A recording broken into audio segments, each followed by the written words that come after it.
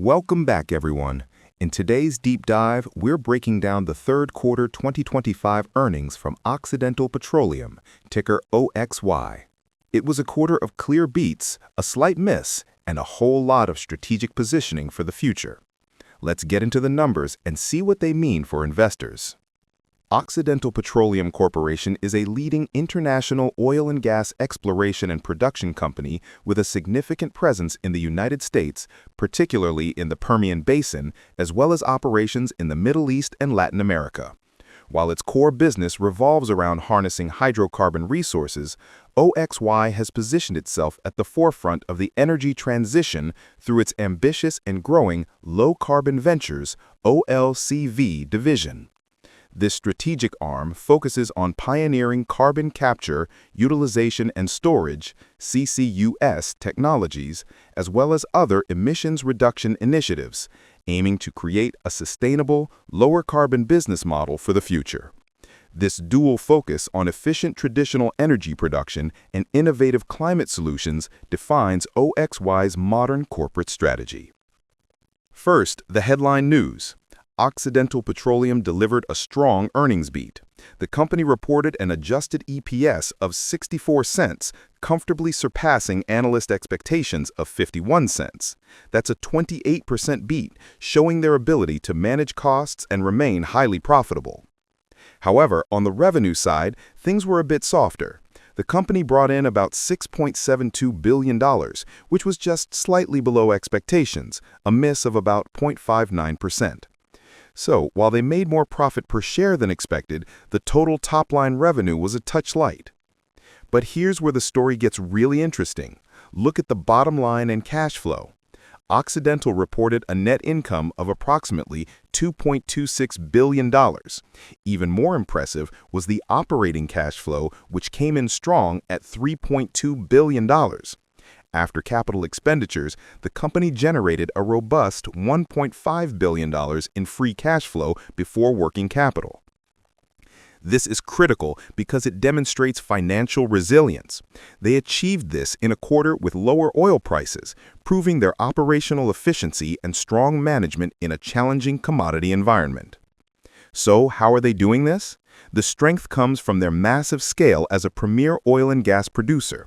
Occidental remains a dominant player in key U.S. basins like the Permian and the DJ Basin, and they maintain significant international operations in the Middle East and North Africa. But they're not just betting on fossil fuels. A key part of their strategy, repeatedly emphasized in the earnings call, is their commitment to low-carbon innovation through Oxy Low Carbon Ventures. This is their big bet on the energy transition, aiming to future-proof the business. Now, what does the market think? Post-earnings, the stock has shown resilience, trading near $41.85. It's important to note that with a P/E ratio of about 30.77, the market is pricing in future growth, not just current performance. What are the real possibilities driving optimism for OXY? First, operational efficiency. The company is boosting production in key U.S. basins and running more efficiently, which directly translates to higher revenue and, crucially, more free cash flow. Second, and this is a big one, debt reduction. The recent $7.7 billion sale of its OxyChem business to Berkshire Hathaway is a game-changer. It significantly slashes the company's debt load, cutting annual interest expenses by about $350 million. That's money that can now be reinvested or returned to shareholders. Third, the green angle. OXY isn't ignoring the future. Its major push into low-carbon tech, especially its leadership in direct air capture, positions it as a potential winner in the ESG space. This could attract a whole new class of sustainability-focused investors. And for income seekers, the dividend remains stable at 24 cents per share, providing a steady income stream. This is why analyst price targets are all over the map, from the mid-40s to over $60. The optimism is rooted in this story of improved profitability, a cleaner balance sheet, and a strategic refocus on its core operations, which could even open the door for stock buybacks.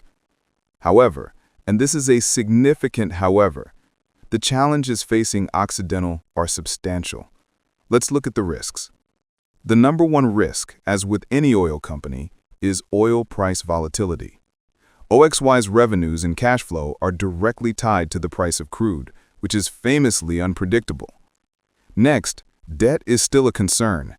Even after the OxyChem sale, OXY carries more debt than many of its peers. This limits their financial flexibility and their ability to reward shareholders compared to a cleaner balance sheet. There's also a diversification problem. Selling OxyChem, while good for debt, means they've lost a stable, non-commodity-based revenue stream. This makes the company even more reliant on the roller coaster of oil and gas prices. Then we have the legacy issues. The company faces significant environmental cleanup liabilities from past operations, which are potential financial landmines that could explode into unplanned expenses. And looking at the big picture, regulatory pressures and competition from renewables pose a long-term threat to the entire hydrocarbon industry. As of 2025, Occidental Petroleum pays a quarterly dividend of $0.24 per share. That adds up to an annual dividend of about $0.96 per share. At the current stock price, that gives OXY a dividend yield of around 2.3%. But the real story isn't just the yield, it's the history and the sustainability behind it. And this is where OXY starts to get interesting for dividend investors. First, consistency.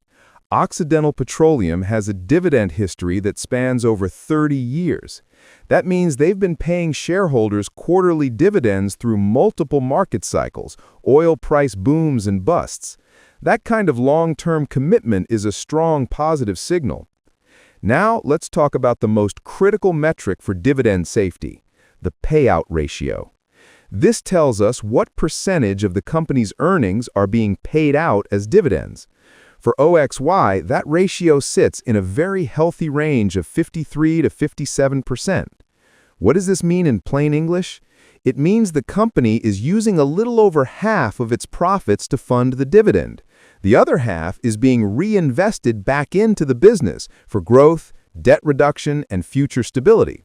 This is a moderate and sustainable payout ratio. It's not stretched thin, and it gives the company a cushion if earnings temporarily dip.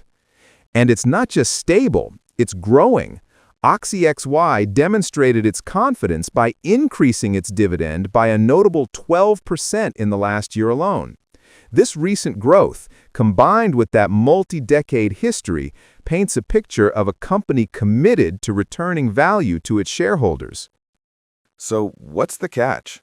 Well, as with any energy company, the dividend's safety is inherently tied to commodity prices. When oil and gas prices are high, Oxy generates massive cash flow. That cash not only supports the dividend, but also allows them to pay down debt, as they did efficiently in the latest quarter, strengthening their overall financial position. As of late 2025, the overall analyst consensus for OXY is a hold. But that single word doesn't tell the whole story. Here's the breakdown from the 25 analysts covering the stock. 15 recommend hold, that's the majority. 6 say buy, and 1 says strong buy. And on the other side, 3 recommend sell. So we have a cautious market with a moderate buy interest. The average 12-month price target sitting around $50.30, which, from a current price near $42, implies a potential upside of about 20%. Some firms are very bullish. For example, Mizuho recently raised its price target to $64, seeing strong potential for outperformance. Firms like Wells Fargo and Evercore ISI have issued underweight or underperform ratings, citing macroeconomic uncertainties and concerns that the stock's current valuation might be too rich given these risks. To visualize this split, here's a quick summary. You can see the hold camp is the largest, with price targets clustered in the mid-50s. The buy side is more optimistic, with targets reaching into the 60s, while the sell side sees little to no upside from here. For risk-tolerant investors who believe in the energy sector and OXY's specific strategy, the bullish arguments and high price targets from firms like Mizuho could be compelling. But for the average investor, the hold rating seems to be the prudent call, suggesting it's a stock to watch closely rather than jump into immediately. If you do invest, keep a very close eye on quarterly earnings, oil price trends, and most importantly, the company's progress on paying down that debt. That's our breakdown of Occidental Petroleum. Did this help clarify the analyst landscape?